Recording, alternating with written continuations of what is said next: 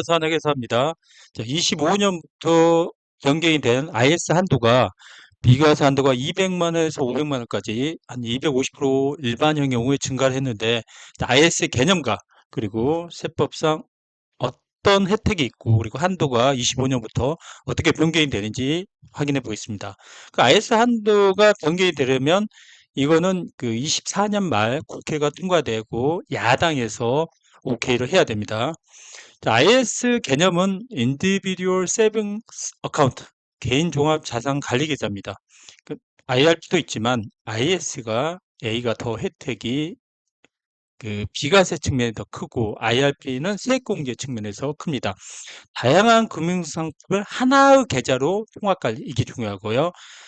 IS의 계좌의 여러 상품, 주식, 채권, 예금, 펀드, ELS 여러 가지 상품을 이 계좌 내에서 발생하는데 이자 배당 이런 자본 이득, 매매 차익이죠. 대해서 1억 이제 법이 통과되면 2억까지 어떤 비과세 혜택을 주는 겁니다.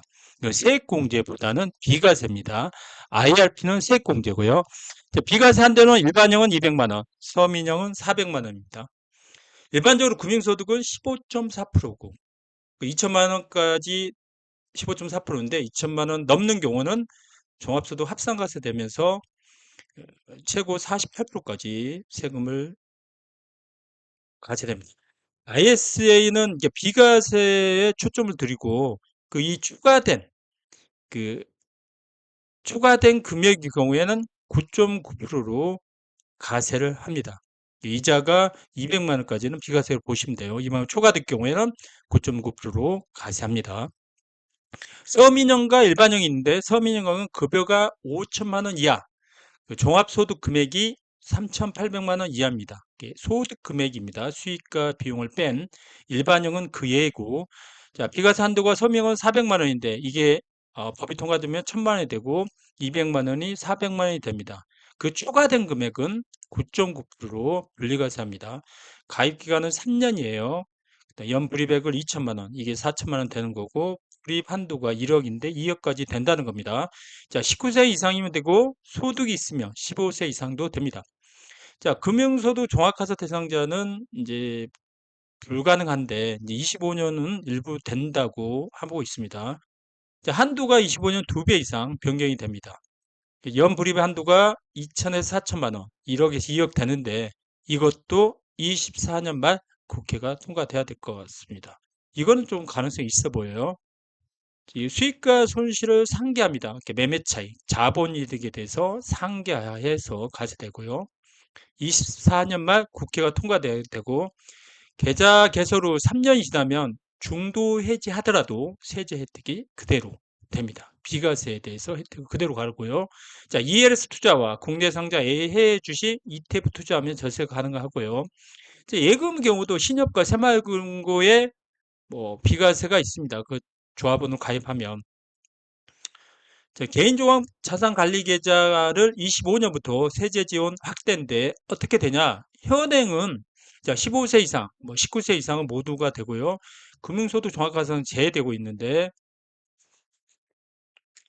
여기서 그 이자 배당 2천만 원 초과자죠. 예적금 펀드, 국내 상장 주식, ETF, 채권 이런 거 되죠. 납입 한도는 연 2천인데 1억까지 이게 이제 더블로 됩니다. 2억 연 4천까지 200만 원이 500만 원 250% 늘어나고요. 서민 농어민형은 400에서 1000만 원 그리고 한도 초과는 9% 분리과세입니다. 그래서 이렇게 납입 한도가 초과되는데 이게 이제 25년 1월 이후 불이익 납입하는 부터 이 비과세를 줍니다. 그럼 이자가 내년부터는 500만 원이 이자가 나더라도 비과세를 해준다는 겁니다. 서민형 경우는 1000만 원까지. 그래서 연간 4천만 원, 누적 2억. 지금 2천만 원 1억인데 이 비과세 한도가 500만 원이 넘을 경우에는 상당한 혜택입니다. 원래는 15.4%면 거의 70만 원을 세금 내야 되는데 비과세 되니까 상당한 혜택이고 약간 위험이 조금 높은 예적금보다 더 높은 상품을 가입을 해서 수익이 난다면 그 혜택은 더 커질 겁니다. 오늘은 25년에 바뀐 IS 한도에 대해서 설명을 드렸습니다. 궁금한 점은 댓글 부탁드립니다. 감사합니다.